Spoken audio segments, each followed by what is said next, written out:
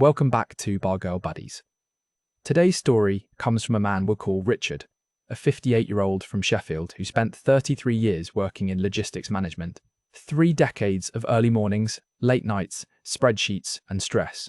He did everything right, paid his mortgage, raised 2 kids who barely call anymore, and watched his marriage dissolve somewhere between year 15 and year 21. By the time he reached his mid-50s, Richard was burnt out, lonely, and staring down the barrel of a retirement that looked more like a prison sentence than freedom. Then he discovered Thailand. Not the Thailand you see in travel brochures, but a different kind of promise. A promise of warmth, affordability, and most importantly, companionship. He thought he'd found paradise. He thought he'd found love.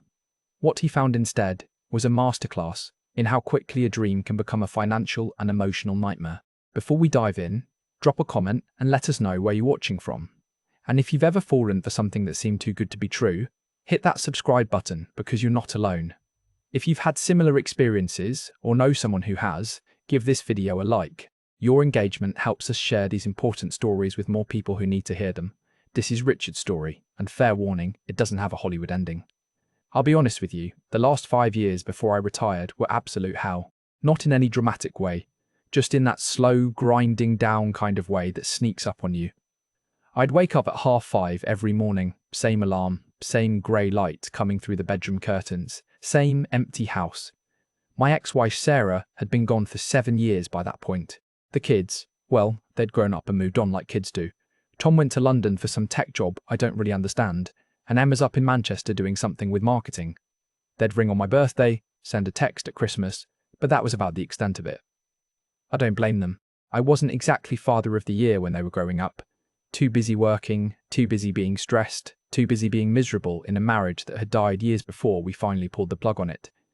The house felt massive and empty, 4 bedrooms for just me. I'd stopped using most of them, basically lived in the kitchen, the lounge, and my bedroom. The rest just gathered dust. I thought about downsizing but couldn't be arsed with the hassle. Besides, where would I even go?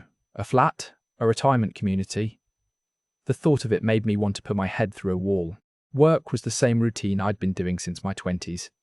Managing shipments, dealing with suppliers, putting out fires, attending meetings that could have been emails. I was good at it, I suppose, but I'd stopped caring years ago. Just going through the motions, counting down to retirement like it was going to save me somehow. I'd built up a decent pension, nothing fancy, but enough to live comfortably. The plan was to retire at 58, maybe do some travelling, maybe take up a hobby, maybe just exist without the crushing weight of routine for once in my bloody life. But then what? That was the question that kept me up at night. Retire and do what exactly? Sit in my empty house watching telly? Join a bowls club? Wait around to die? The thought of it filled me with this creeping dread I couldn't shake. That's when the algorithm found me. I'd been watching random stuff on YouTube one night, some documentary about expats in Spain or something, and then the recommendations started changing. Videos about retiring in Thailand, digital nomads in Chiang Mai, expat life in Pattaya, blokes my age sitting on beaches, drinking beer, big smiles on their faces, talking about how their pensions stretched 3 times further, how they'd never been happier, how they'd finally found the life they deserved. I started watching more, and more, fell down a proper rabbit hole. The comment sections were full of men saying the same things. Best decision I ever made. Should have done it 20 years ago. Life begins at 50 in Thailand. Mate, the cost of living breakdowns were mental. A decent condo for what I was paying in council tax. A full meal for less than a pint back home. Beer cheaper than water. And the weather. Endless sunshine, no more grey skies, no more drizzle, no more vitamin D deficiency and seasonal depression. But it wasn't just the money or the weather that hooked me, if I'm being completely honest. It was the other thing nobody really says out loud, but everyone's thinking. The videos would show these older blokes, not handsome, not rich, just normal middle-aged men, and they'd have these young, beautiful women with them. Girlfriends, they'd call them. Some even called them wives. The comments would dance around it, talking about how Thai women appreciated older men, how they valued stability over looks, how Western women had become too difficult and demanding, and Thai women were different, more traditional, more loving. I knew what it was. I'm not thick, but when you've been invisible for years, When you've been rejected and ignored and made to feel like you're past your sell-by date, the idea that somewhere in the world you could matter again, that someone could want you again, it's intoxicating. Even if you know it's complicated, even if you know there's money involved. The loneliness had become unbearable. Not the crying yourself to sleep kind, but the kind where you realise you can go 3 or 4 days without a meaningful conversation with another human being, where your phone doesn't ring except for scam calls and marketing texts, where the highlight of your week is chatting with the woman at the Tesco checkout. I started planning, made spreadsheets, because that's what I do. Calculated exchange rates, cost of living, visa requirements. Joined Facebook groups for expats in Thailand. Read every forum thread I could find. Some of the stories were cautionary, blokes warning about bargirls and scams and how you needed to keep your wits about you. But most were positive. Most were men saying they'd found happiness, found purpose, found love even. I wanted to believe them. I needed to believe them. I told the kids over dinner, took them to a Nando's, my treat, told them I was thinking of retiring to Thailand. Emma looked worried. Tom just shrugged and said it sounded cool. Neither of them tried to talk me out of it. Neither of them asked me to stay. That hurt more than I expected it to. I think part of me hoped they'd need me to stick around, be there for future grandkids or something. But they had their own lives. I was just a name in their phone, an obligation twice a year. Put the house on the market in March. Sold it by June for more than I expected. Sheffield property market was doing all right. Paid off what was left of the mortgage, stuck most of it in savings, kept a chunk liquid for the move. Quit my job with 3 months' notice. My boss seemed almost relieved, like I was doing him a favour. The leaving do was awkward. Cake in the break room, a card everyone signed, handshake from the regional manager, 33 years, and that was it. I left with a box of my stuff and a sense that I'd just wasted the majority of my adult life on something that didn't matter at all. Packed up 30 years of life into a storage unit. Most of it was rubbish anyway. Old furniture, boxes of paperwork, clothes I'd never wear again. Gave some stuff to charity, threw a lot away. It was strange how little of it felt important when it came down to it. I kept photos of the kids, a few personal bits, sold or donated the rest. Felt lighter, honestly. Like I was shedding an old skin. The flight was mid-September, autumn in England, which meant rain and cold and leaves turning brown. I remember sitting at Manchester Airport at stupid o'clock in the morning, drinking overpriced coffee, watching families go on holiday. I wasn't going on holiday though. I was leaving. Properly leaving. One-way ticket. That thought sat heavy in my chest, somewhere between terrifying and exhilarating. The flight was long. 13 hours of cramped seats and bad films and trying to sleep, but being too wired. I kept thinking about what was waiting for me. A new life. A fresh start. The chance to be someone different, someone better, someone happy for once in my bloody life. Then we landed. Bangkok Suvarnabhumi Airport. Stepped off the plane, and the heat hit me like opening an oven door. That thick, wet heat that makes your shirt stick to your back immediately. The airport was chaos. Thousands of people, signs in Thai I couldn't read, announcements in languages I didn't understand. I felt like a kid again, that mixture of being overwhelmed and excited. Got through immigration, grabbed my bags, found the bus to Pattaya. I'd read that was the place to be. Strong expat community, affordable, beach nearby, everything in English. The bus took a couple of hours. I watched Bangkok turn into industrial areas, turn into countryside, turn into coastal sprawl. By the time we pulled into Pattaya, it was late afternoon. The sun was still brutal. Everything smelled different. Spices and exhaust and the sea and something else I couldn't quite place. I'd booked a studio apartment online. Nothing fancy, but the photos looked decent. Met the landlord, a Thai guy with good English, who ran a whole building of rentals for foreigners. The place was small, but it had aircon and a balcony, and it was clean. Paid 3 months up front in cash. He gave me the keys and told me to enjoy Pattaya. Enjoy paradise, he said with a smile. That first night, I didn't do much. Too knackered from the flight. Just sat on the balcony with a beer I'd bought from a 7-Eleven, watching the city lights come on, listening to the sounds of motorbikes and music and life happening below me. It felt surreal, like I'd stepped into someone else's life. The heat, the sounds, the smell of street food drifting up. I kept thinking, I'm actually here. I actually did it. The first few weeks were incredible.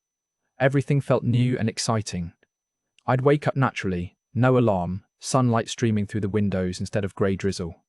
Have coffee on the balcony watching the world wake up. The heat took some getting used to, but I didn't mind it. Better than being cold and miserable. I'd walk down to the beach, swim in the ocean, sit under a palm tree reading a book 1/500 bought at a second-hand stall. Have lunch at a little Thai place where a full meal cost less than a meal deal at Tesco. Pad Thai, fried rice, green curry, all of it delicious and dirt cheap. The affordability was mental. A beer was 30 baht. That's less than a quid. A massage was 200 baht. A taxi across town was 100.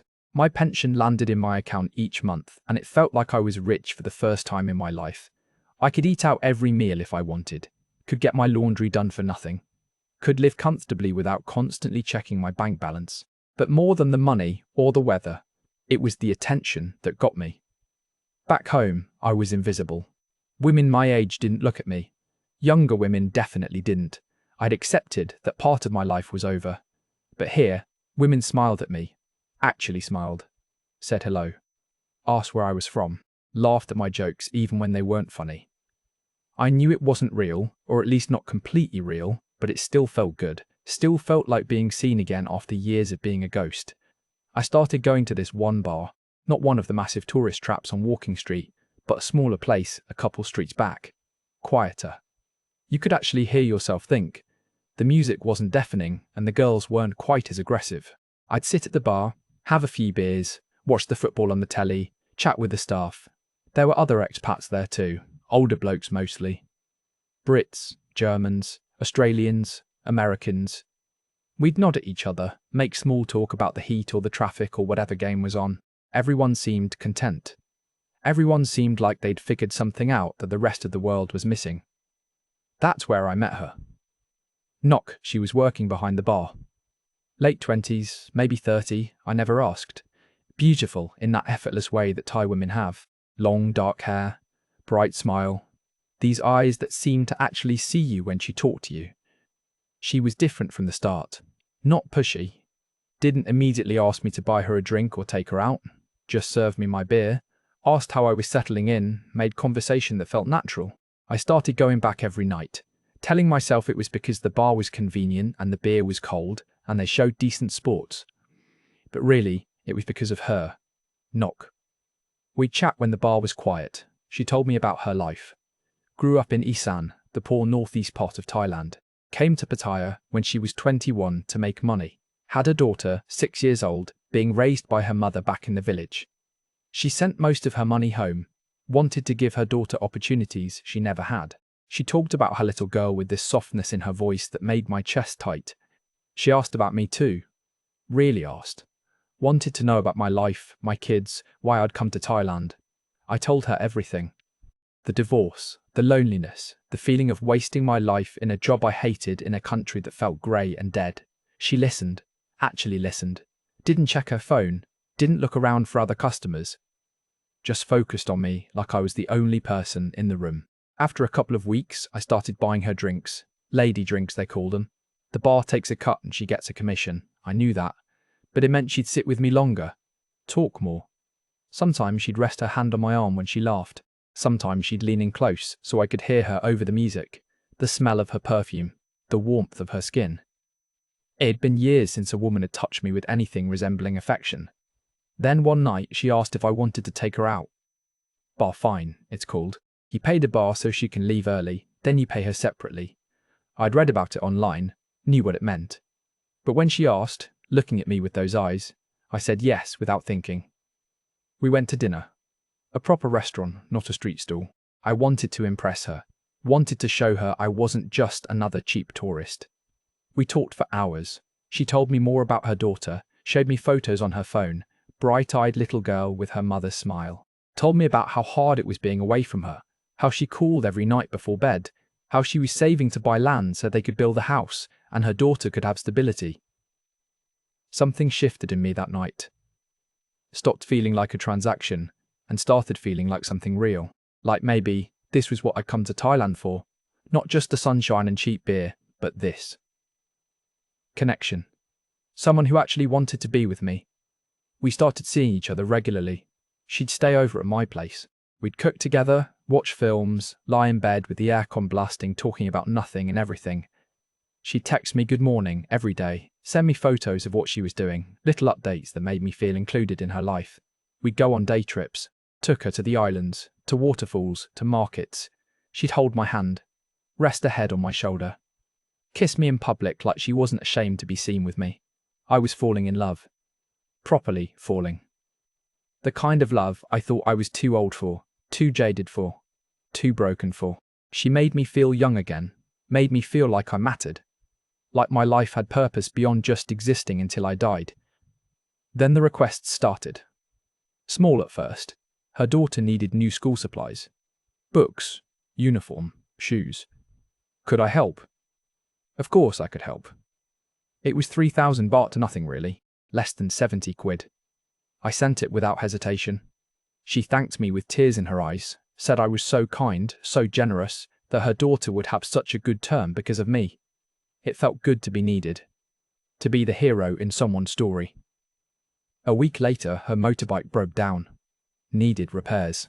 5,000 baht. I paid it. Then her phone screen cracked, needed replacing. Another few thousand. Her mum's blood pressure medication ran out. Hospital visit. More money. Each time she'd apologise, say she hated asking, promise she'd pay me back when she could. I'd tell her not to worry about it. What's money compared to helping someone you care about? What's money compared to seeing her smile? The amounts grew. 10,000 here, 15,000 there. Her family's roof was leaking, 20,000. Her daughter needed a tutor because she was falling behind in school, 12,000. The requests came every couple of weeks, sometimes more often. I'd check my bank balance and watch the numbers drop, but tell myself it was fine. My pension was decent, I had savings.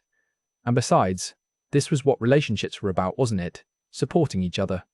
Being there for each other. I moved to a bigger apartment so she could stay over more comfortably. 2 bedrooms, nicer building, closer to the beach. The rent was higher, but I could manage it. I wanted her to feel at home when she was with me. Bought her nice clothes because she deserved to have nice things. Took her to fancy restaurants. Weekend trips to Koh Samet, to Hua Hin, to Bangkok for shopping. She'd post photos of us on her Facebook, me and my baby. She'd caption them with heart emojis. It felt real. It felt like we were building something. But things started shifting. Subtle at first. She'd cancel plans last minute. Family emergency. Had to help her mum. Friend was sick. Always something. When we did meet up, she seemed distracted. On her phone more. Replying to messages, scrolling through Facebook, not fully present the way she used to be. I'd ask if everything was okay, and she'd smile, kiss my cheek, tell me everything was fine, just tired from work. She started staying over less. Used to be 4 or 5 nights a week, then it was 3, then 2, then maybe once a week if I was lucky. She said she needed to spend more time at her own place, needed space to breathe, the bar was demanding more shifts. I believed her because I needed to, because the alternative was thinking about what it might actually mean. One evening, I went to the bar unannounced, just dropped by on my way back from the beach. She wasn't working.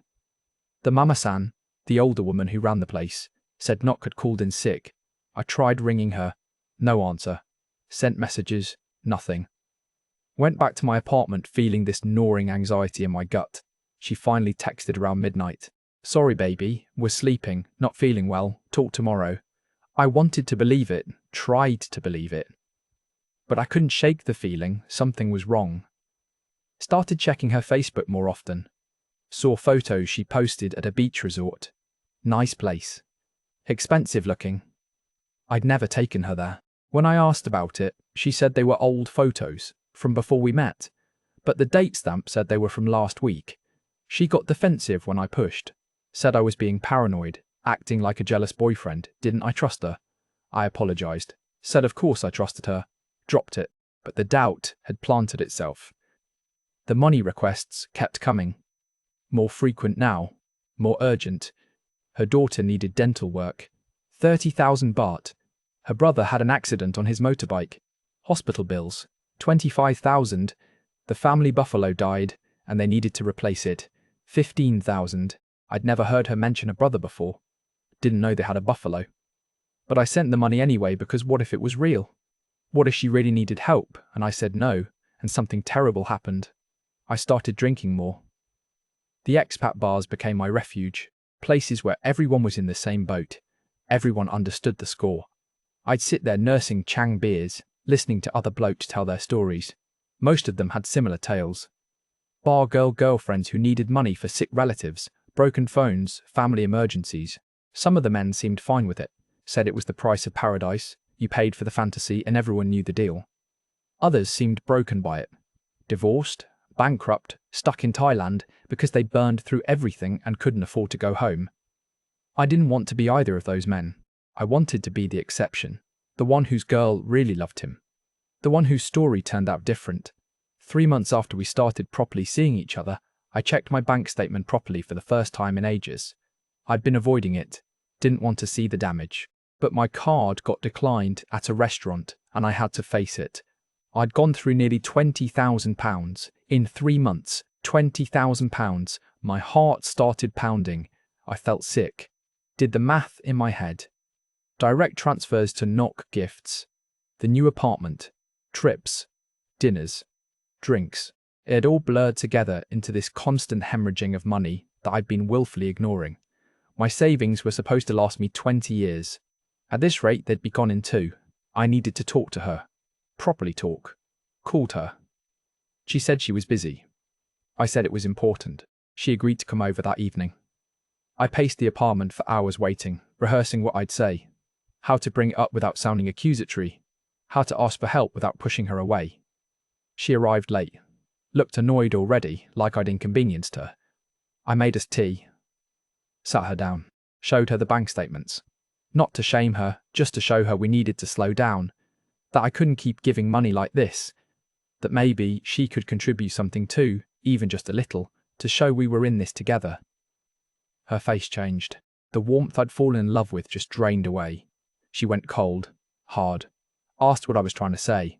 I stammered that I just meant we needed to be more careful, that I wasn't made of money, that I still wanted to help, but we needed a plan. She stood up, started pacing, said she thought I loved her, said she thought I wanted to take care of her. Said I promised to help her family. I tried to explain that I did love her, that I did want to help, but there had to be limits. We couldn't just keep spending like this. That's when she said it. The thing that broke everything. She looked at me with these flat, cold eyes and said, "You think I'm with you because I love you? Look at yourself. You're old. You think Thai girl want old farang for love. You think I want to fuck old man for free." The words hit me like a physical blow. Everything stopped. The air went out of the room. I just stared at her, trying to process what she'd just said. She grabbed her bag. Didn't even take the clothes I'd bought her, the things she'd left at my place, just walked out, door slamming behind her. I sat there, in that expensive apartment I'd rented for her, surrounded by evidence of my own stupidity. The clothes in the closet, the toiletries in the bathroom, the photos on my phone of us smiling, holding hands, playing at being a couple.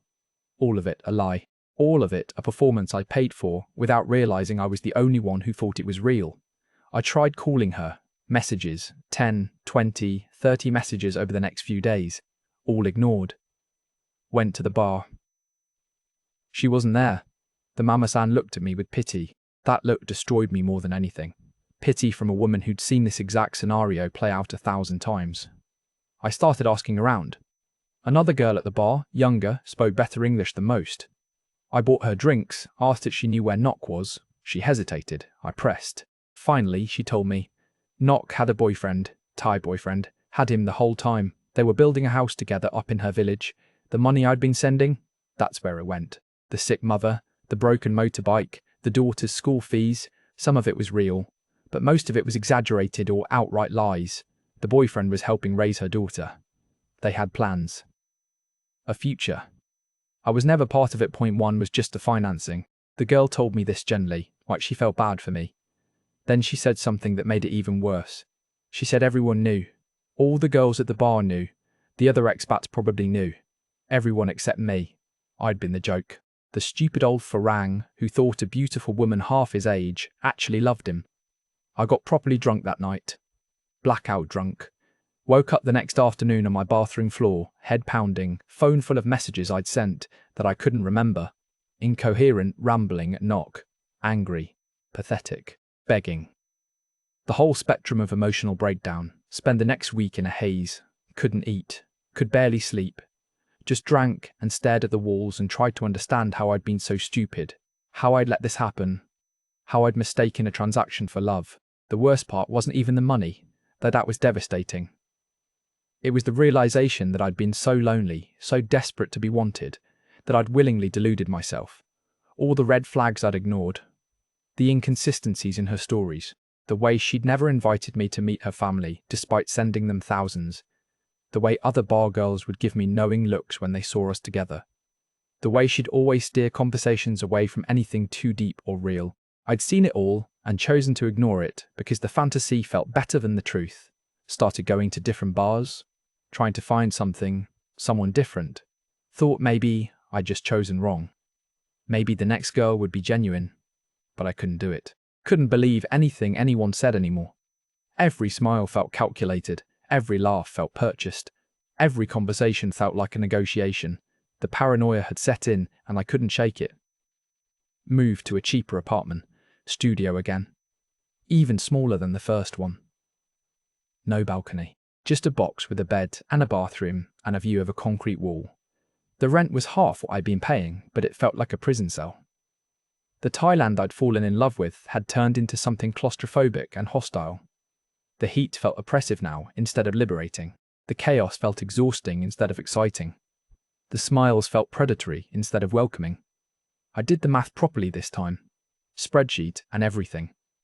My retirement fund that should have lasted me comfortably into my 80s would maybe stretch to my late 60s if I was extremely careful. And careful meant going home. Meant admitting I'd failed. Meant facing my kids and explaining where their inheritance went. Meant grey skies and loneliness again. But now, with the added shame of having thrown away my future on a fantasy, I tried to find work. English teaching maybe. But I was too old, too unqualified, too broken. The schools wanted young backpackers, not washed-up middle-aged men with drinking problems and depression. I looked into working remotely, but I'd been out of logistics for months, and the industry had moved on without me. The expat community that had seemed welcoming when I arrived now felt like a support group for failures. Every man had a story. Every man had been burned. Some worse than me. One bloke had lost his house back in Australia. Another had borrowed money from his kids and couldn't pay it back. Another was living in a hostel surviving on pension payments that barely covered rent and rice. We'd sit in cheap bars drinking cheap beer, comparing damage, pretending we were living the dream while our lives fell apart around us. I started going to the beach late at night when it was empty, sit in the sand watching the waves, trying to figure out how I'd gotten here, how a sensible man who'd managed logistics for 33 years had made such catastrophically stupid decisions. But I knew how. Loneliness makes you stupid. Desperation makes you blind. The need to be wanted overrides every rational thought.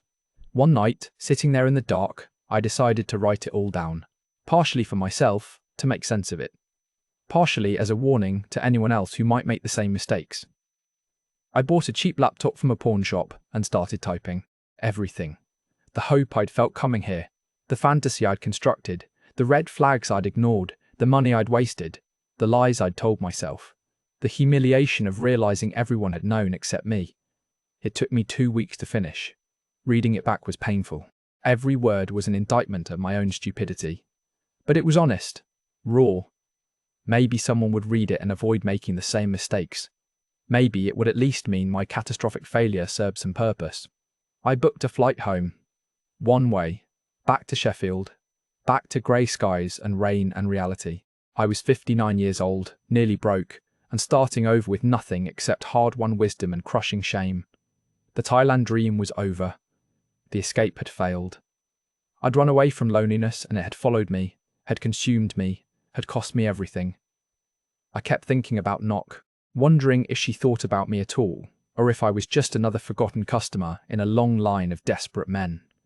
Wondering if she told her boyfriend about the stupid old Farang who fell in love with her. Wondering if they laughed about it while living in the house my money helped build. But mostly I thought about myself.